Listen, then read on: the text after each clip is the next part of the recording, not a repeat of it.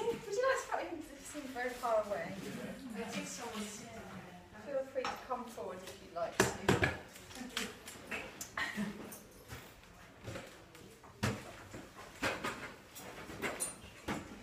A little bit less like a lecture. Yeah. If you're a bit closer. I can't give a lecture without a lectern. No. PowerPoint presentation.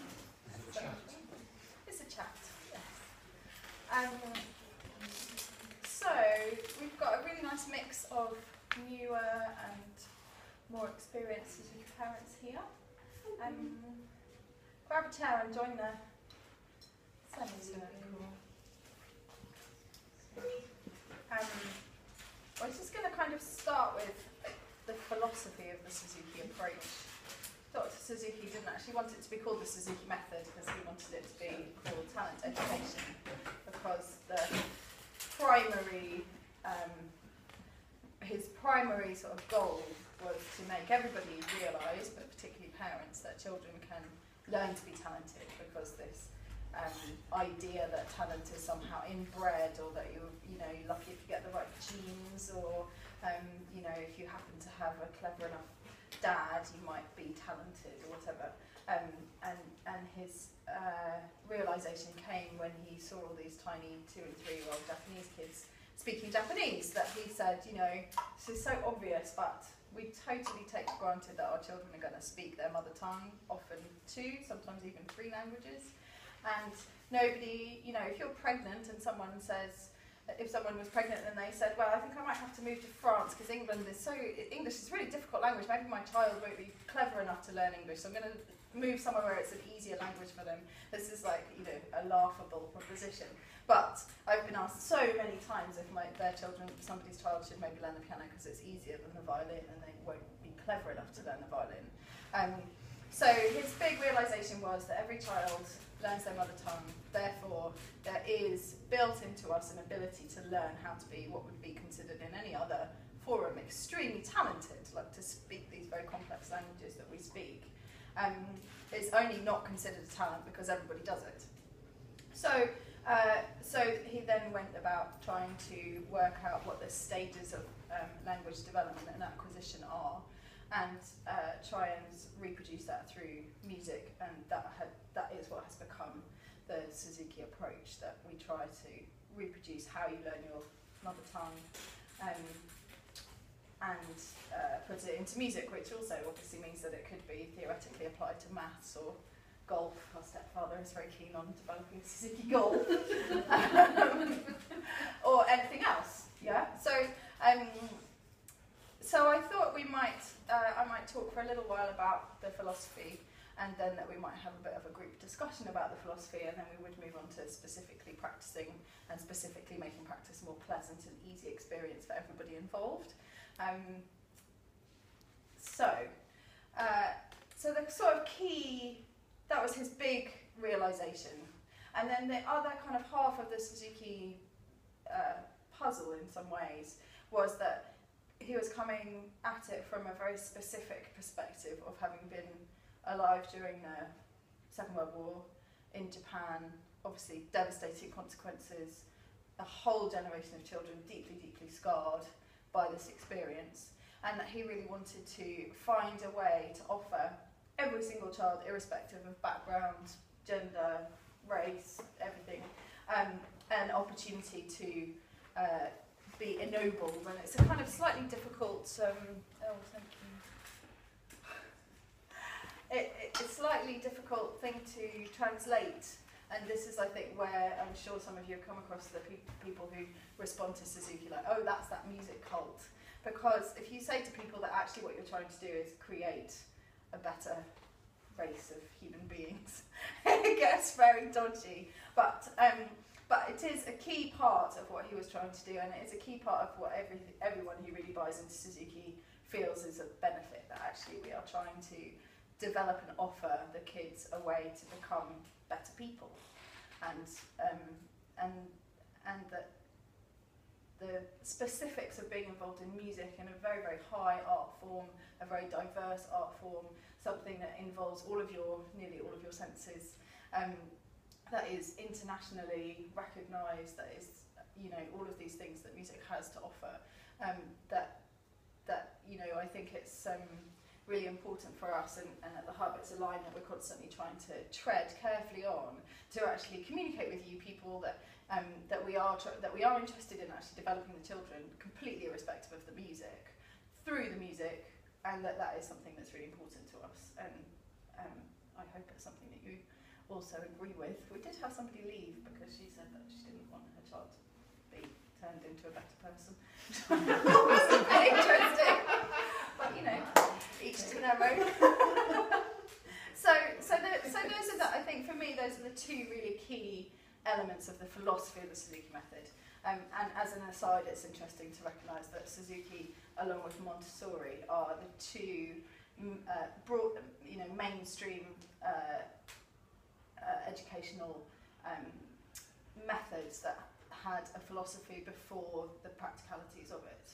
A lot of methods that you can sign up to have a philosophical element, like every child can succeed, or you know, we can make your children more, you know, verbally whatever.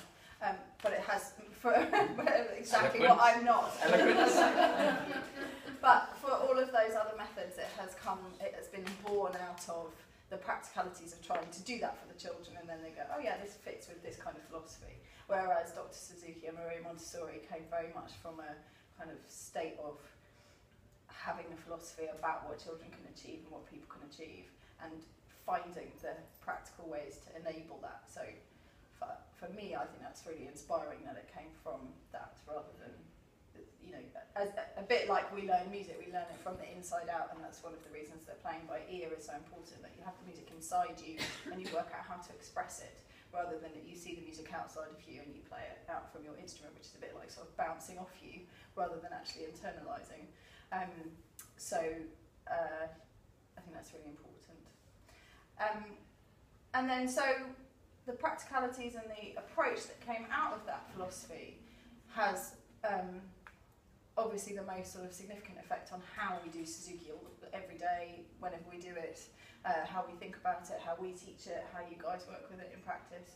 And that is founded upon that first principle that every child can, and that if you look at your child and you think, I just don't think this child can ever do this, then something has broken down in that chain of believing that you can do everything, and that if you break it down into small enough steps, or you approach it in the right way, which may take a long time to find, that your child will be able to do whichever specific thing you're talking about, and ultimately every child can become an excellent musician. And I'm not saying that every child could become the next Vengerov, but you know, I really believe that every child, and also obviously, that every child can become a musician to the point where that is a really important and valued part of their lives. And for most kids that also means that they could, if they wanted to, choose to make it a profession, but that's nothing to do with what we're doing here.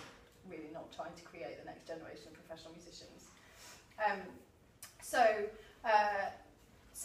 then I thought I might sort of throw it open to the group a bit and talk about what those practical elements are of delivering a philosophy that every child can, and that we're trying to make our children, that it is in some part a kind of improving way to be with your kids, and that encompasses your relationship with your children and trying to improve how you can work together at something. Obviously, teaching your child day in, day out that they can do whatever they've turned their mind to, and that's not just on the violin or the flute or the cello, but that's in everything that they are interested in. So I thought we might just kind of go around the circle and talk about what specific things you think are based on the philosophy that affect how we try and deliver Suzuki. So we'll start there, because that's a nice, easy place.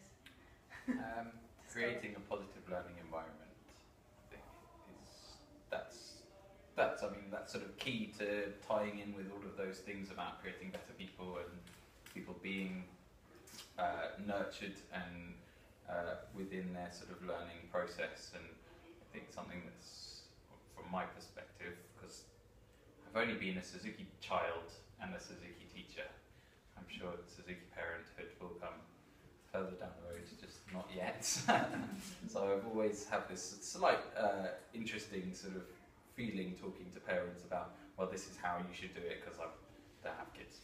But it's been very interesting teaching Kate's daughter and having a really, really very honest insight of how the realities of practice are.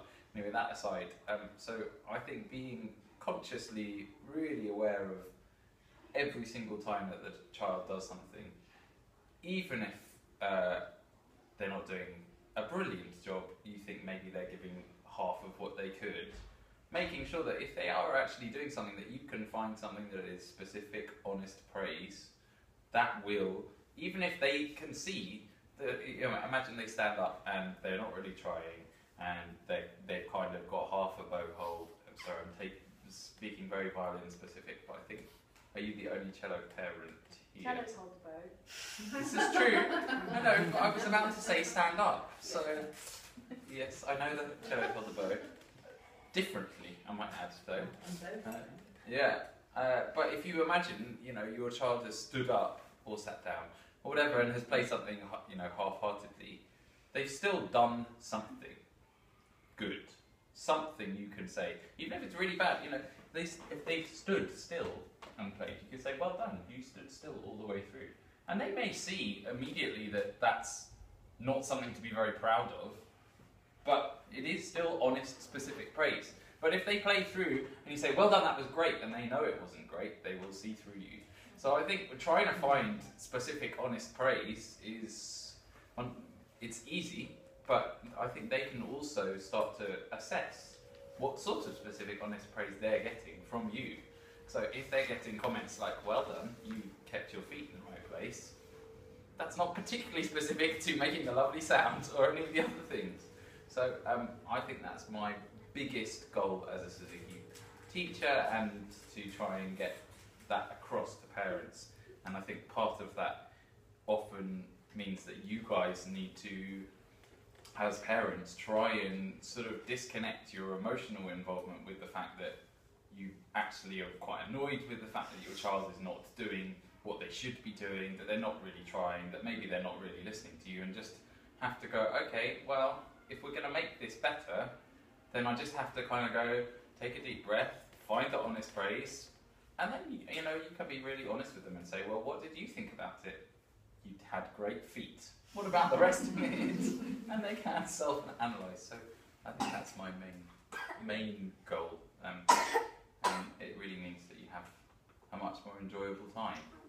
Because even if they're really messing about and really annoying you, it's a bit like when, I don't know, if talking on an adult level, I don't know if you ever feel like you're having a dispute with someone and you really feel like they should apologise for their behaviour, and you just take the higher ground and just apologise first. You just get that feeling of release, and then often it's reciprocated. And I think that's a similar sort of feeling if you can just go, okay, you had a really great bow hold, but your bow was, you know, the other side of the bridge. Well, let's see if we can, you know. So there you go. Positive, specific, honest praise is, yeah, my big number one, I think. So. Well, I'm sort of going from that. My children are very different personalities, and I think I was sort of able with the first one. I perhaps couldn't. I find it quite hard to stay positive. But I've had to learn with the second one, who, when I say the sort of things I said the first one, just burst into tears sometimes, that I've had to be much more like that. And it's been, with her particularly, like she was doing playing with fingers and then suddenly stopped doing it because she realised it wasn't making a perfect sound. And she refused to put her hand on the neck at all. But but I had said it not correct or anything. So now I've gone back to, if she even touches the neck, I'm like, you tried, and what's it all about? Right at the beginning, we sit down and have a talk about what's it about? Is it about playing perfectly? Is it about trying each time? And I think it's become quite an eye-opener for me, having a child who's much more sensitive, and I'm hoping it's going to make me more sensitive. Who may, of course, who I think, of course, is affected by the things. The slightly less positive things I say, but just doesn't show it in the same way. And I think this is, I find that being endlessly positive, really proud. I don't think endlessly positive. Well, how can you show displeasure without being that's something I find, which is being able to set boundaries, but doing it without sounding like, without becoming a tiger mother and just saying, you're a bad child. I think we're going to kind of put that on one side and keep it until a bit later, because it ties very much more into practice. I just want to keep this bit sort of more about the philosophy. But what you said is absolutely right, that another key element of the philosophy is that every child is also different, and every child learns at their own pace. And I think that in the West, because there is this huge difference in the approach to discipline between Japan in the 1950s, let's remember also, not current day Japan even, but 70 years ago, and England now, that a lot of teachers and a lot of parents interpret every child learning at their own pace as you should never push your child to go faster than they are naturally going. And there are a lot of children, most children maybe, who will naturally go quite slowly. And I think that that's a problem, and I think that we need to interpret every child at their own pace as finding the different ways to create a desire within your child or your children to learn the best that they can learn. Not just kind of go, okay, that's fine if you need 6 months to learn a bow hold, that's fine, darling, because it's not. It's also being comfortable with doing it. You have some children, my old one, rush ahead and happy to always have a go, even before she's probably mastered something. And then this one is much more likely to be able to do something, but just really feel really comfortable with doing something before she'll try it. And it's really hard for me to go, okay, slow down. And the other one was going, no, stop. And it's finding that, and I find that balance at the moment. It's interesting. Thank you. Peter, do you have anything you want to say? I think for both of us it's a balance of patience. She wants to speed ahead, so everything is a case of slowing it down, find your inner control, but also the corollary is my part in it as well, and being patient and finding yet another path to stem the dither and keep the right speed. She wants to, the boredom leads to speeding or to loss of concentration. So this constant balancing act is a challenge. Definitely. One of the things I'm going to talk about later is actually developing focus, and I think that lots of the issues that we have with our children and problems that we see as professionals with development are about focus. And I think a lot of parents kind of perhaps subconsciously just feel like either they have a focused child or they don't have a focused child, and it's a bit like what colour hair they have. You can't really change it. It's going to go out the hair dye. Like you just get one or the other. And actually, and on another day, in another parent talk, we can do a really interesting exercise where we actually work out what for each of us individually is the most valuable thing about what we're doing here. And we don't have time to do that today, but very, very near the top, if not at the top, comes focus. And your child, if you bring a child here who is not able to focus, they will learn how to focus. If you bring a child here who is already able to focus, then they'll learn how to play whichever instrument. But that it's a massive part of what they're learning is how to focus. And how to focus in different ways and in different environments and in different settings. And so, that's exactly what you're talking about. It's like finding the, being able to keep in mind that you're actually learning something else other than the music, and how important that is. For me, it's actually back to the music, and I think that's what's nice, very nice here, is between the lessons they have, the group, the musicianship, and the CD, that there is something about this is music. So it's not just about being able to do this, but it's about listening in group. They are told listen to the others. In musicianship, they have to listen. And also in her lesson, they will do the ring of the violin. What does the sound? What's the sound? So I like very much that there is. It's about this particular activity, which is about music and the awareness that is created around, what do we like? And sometimes Zena says, oh, that sounded nice. And that's I think very nice, is to get that sense of what it should sound like. And like when you played, I could see she was happy. Yeah. She can hear, this is nice. Yeah. And And she, of course, it wasn't an accident that Dr. Suzuki chose music to develop his. He could have developed a maths approach that, provided the world with amazing mathematicians, which would be a fantastic asset. But that a bit like I was saying before, that thing that is an art form that is so multifaceted and such an incredible gift. And if you imagine music being absent from the world, that's a very, very disheartening thought.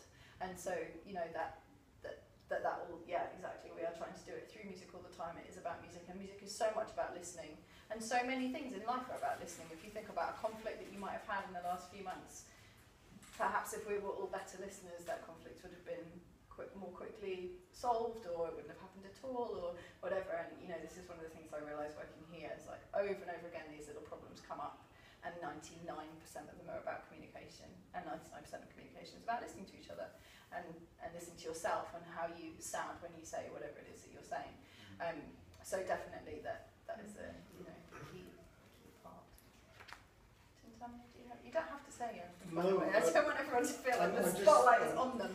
I'm trying to edit because I have actually quite a complex pedagogical relationship with my son. I mean, there's the ideals I sign up to completely, but there's also the relationship between an 8-year-old boy and his father, which, in the last 6 months, has got quite heavy, because Freud would have something to say about that, but he knows best.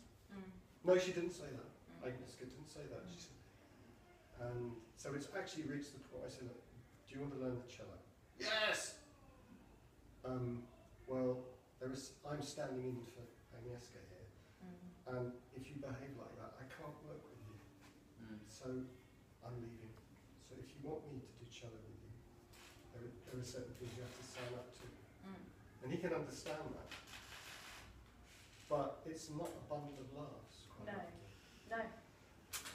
And it requires quite considerable psychological adroitness, I think, to steer a middle way between, because he won't buy that, oh, that was so good. He goes, no, it was rubbish. Yeah.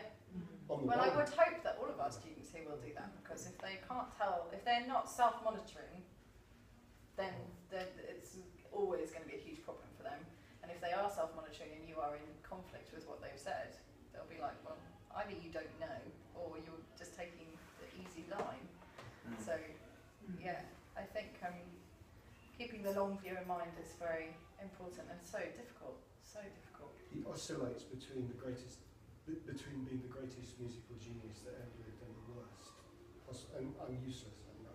And he gets so cocky, and he wants to compose, and which is great. I mean, it shows that he's an engaged lad. But controlling all that, and as you said, focusing it. It's like a string, isn't it? You tune it too tight and it snaps, and you tune it too loose and it makes no sound at all. So it's sort of, and it's for me, it's a huge. I mean, I'm sort of learning cello by default, but it's a huge psychological learning experience, which actually, to raise a child you have to go through anyway. But it's great that you've got the context of a music lesson to actually bring to bear all the issues that you're going to have to face sooner or later to bring up a decent human being. Yeah. So, because we've got our values anyway. We try to be conscious about behaviour and actions having consequences and all that kind of thing. And music fits in apart from the fact that I would like him, because just to save him from what's happening to kids today. I think it's really an amazing gift to give your child a craft that they can actually provide to other people as well as themselves. Well, so when I was very, very young, I've got a very dim memory of this, but my aunt was a musician, and I think it was her. She took me to meet the Dolmetsch family in Hazelmere, and I think Arnold Dolmetsch was onto all this, wasn't he? At the end of the 19th century. And I remember those kids, they were like angels. There was something about them which has stayed with me, and I thought, oh, I'd like that for my son. they were just so kind and Yeah. present Yeah. with you. Yeah, I think that is very valid. Thank you. I think, just before we move on, well, we'll talk about it later, but it wasn't a bundle of laughs in our household either. As soon as we brought it up, I think one of the kind of key philosophical tenets that gets missed out is that you guys definitely have the hardest job. We see your kids for half an hour a week, maybe an hour if they happen to be in our group. You know, well, you can cope with almost anything for half an hour, and also it's not your own child, so they're not trying to wind you up, and if they do try to wind you up, you can actually walk away. Whereas that power dynamic between a child and their parents, you know, one of my students' parents was encouraging me to show a bit of the worst type of video of my practice with Tilly that I'm not going to show you because my projector's next door, so I can't. But but I am, you know, I really do stand up and say, yeah, we do not practice every day, every single week. I've got Suzuki colleagues who haven't missed a single lesson, a single practice with their child since they started. And I just think, well, I just can't, literally, I can't do that. And yeah, I could if I was prepared to get up at 5:30 in the morning, but I'm not. This is only music. And, you know, you have to get a balance. And yeah, I've had some terrible practices where we're both in tears by the end of the practice. And, you know, you have to, yeah, like you say, you have to keep the long view in mind and you have to think, you know, this is worth it because rather than this is so terrible, you know, and some days if you have a terrible practice, you've just got to stop. And if you've been only practicing for 5 minutes, then so be it. Try again tomorrow. Don't, you know, don't beat yourself up about it. We're just going to finish unless you have No, really it's just pressing. in the context of this, because I think also the fact that there is bowing, I say it wrongly, bowing at the beginning and the end is very good because it's like, this is this moment, okay? Yeah. We might fight or whatever, but it's going to be finished by the time we take the bow when it's finished, and then we can go back to, so it doesn't carry over to the whole evening, you didn't do, you know, it's very contained. Yeah. I think that's also a very good mechanism Yeah. in my house at least. Yeah. To keep Mine it too. just in that whatever 10 minutes it is or 15. We hug. We hug. Often starts with a hug. Oh, very nice. How does it end? Well, no, he comes, if it's been heavy and he's been crying and he knows he's been missing around, he often comes and hugs me. Yeah. So we make up. We see it through. Yeah. Well, my thing at the moment, and I've got my son who's 8 as well, and my daughter who's just started, and again they're very different personalities and approaching it very differently. My son's always been fairly kind of alright about it, you know, with little ups and downs, but he's always taken it quite, it's just something that he does, and as long as I'm on top of it, then it's been fairly kind of Key point. I'd say. alright. Yeah, well that is the key point, and I think this last term, well he had a different teacher, he's not very good at change, he doesn't react well. And he's had an unlucky hand. He's like 4 teachers, hasn't he? So it always takes him quite a long time to adjust, and then Maya's starting, I've had a bit more work, there's all these sort of outside kind of influences. So it's been much more erratic, and I found that we've just got into this real, whereas before he's always progressed, you know, not super fast, but he likes to get on to the next thing really, and we have to try and perfect it a bit more. But this term he's just not really gone forward very much at all, and it's got into this kind of catch-22 where he's finding it more annoying and difficult, so he doesn't want to practice, and therefore he's not progressing. And So to take it back to the philosophy that's my sort of issue of with that, it. I think we're coming out of it, I have to say. Well, I mean, we're going to talk about practical help later on, but at about 9 o'clock tonight. But in terms of the philosophical aspect, which I'm just trying to keep us kind of aware of that, that is about how important it is to provide or to enable the environment to be right, isn't it? Sure, And it does make you realise how quickly something, and different children respond differently, but a change of teacher, or moving house, or mum getting a job, or little sister being born, or any of these things can disrupt what has been a very cooperative working relationship in practice. And so we kind of have to skill up to work out ways to readdress that and to get it back. And I'm sure Rick remembers, we did about 6 months where the only thing the goal we had for every practice was to have a happy practice. And it was like, she literally was on Twinkle theme for God knows how long. I was absolutely going mental. But looking back on that now, and I mean, we all bought into that. That wasn't to say that it was imposed upon me, but in every practice, I was just letting and I'm one of 3 parents who all share the practice. So we are very, very lucky that, we all try and really garner our energies for a practice that we then might have to do again for 3 days. So this is a very, very privileged position that I'm in. For us, I'm a Suzuki teacher. But that time where it was like, okay, I really have to just drop all of this stuff about, my daughter goes to Suzuki Hub, I'm the director of Suzuki Hub, all the parents are going to look at her and think, what on earth, why is she going so slowly? Like all this stuff just hanging above my head like a massive cloud of insecurity. That's not hers. That doesn't make any, she shouldn't feel that. It's really, really awful of me to let her be aware of any of that. And so to have that period where it was like, okay, the goal is happy practicing. If you're ending up on the naughty step more than, once every however long, there's a problem. You need to address the problem. And now I look at her practices and I just think, oh my God, it's just a dream compared with what it was like. And, there are ways to address any problem, I think, that you have.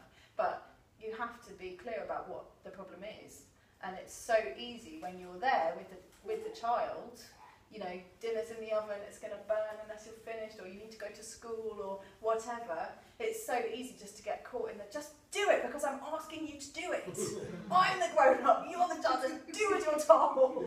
And that really is not helpful. It doesn't work. I mean, it might work that day, and it might work for the whole of their lives, but it probably won't mean that you have the relationship with adults that you want to have, I think. Or have the children that you want, that you're trying to bring up. Yeah. So I think that environment thing is really, and I hope that that's one of the things you guys will take away from this part of the talk, is like what are the philosophical things that lead into the practicalities of how we approach what we're doing. Kim, do you have any?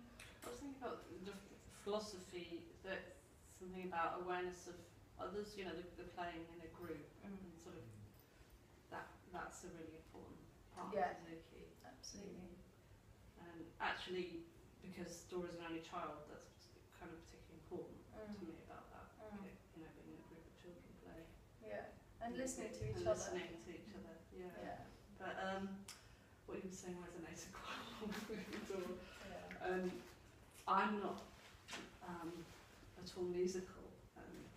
It's like Dora has a certain amount of disdain from me as you're not a teacher. So we have sort of battled through this kind of, what do you know kind of thing. I'm getting that in a way of trying to explain, And also, I think perhaps I'm projecting a bit, because I don't, always feel I know. I'll be looking.